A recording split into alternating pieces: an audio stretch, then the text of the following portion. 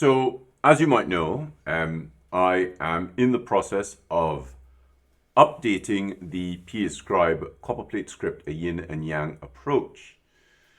So, last week I printed off the manual and I spent the week going through the manual and adding pages in between the already printed pages to work out what I wanted to add to the manual.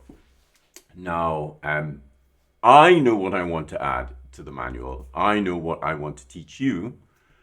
But I kind of thought, what do you want to learn? Because, of course, this manual is not for me, it's for you. So I thought, well, once I sort of collated quite a lot of content for this, I thought maybe I should actually ask you guys what you wanted to see included in the manual. Now, obviously, I've already started to add things like additional alphabets so that you're not just looking at my version of Copperplate Script, which uses my fourfold symmetry in its geometric construct. But I'm also planning on adding things like alphabets of English roundhand so you can see how these variations work within the context of the script. Other things like variations on minuscules, variations on majuscules. I sent an email out to quite a lot of you who would have received this email asking for help. So please do email classes@PAScribe.com, subject Copperplate Script Manual 2024. And just let me know things that you would like to add.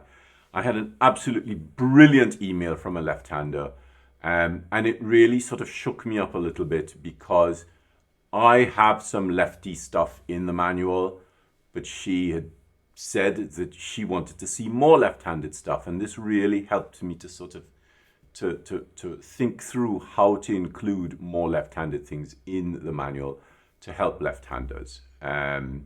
So if there's anything at all that you want to see added into the second edition, which obviously will be available in print and as an online PDF, please put it in the comments below. Please share this message. I really, really need to get your input on this. I'd really love your input on it because, you're the guys who will be using the manual to follow.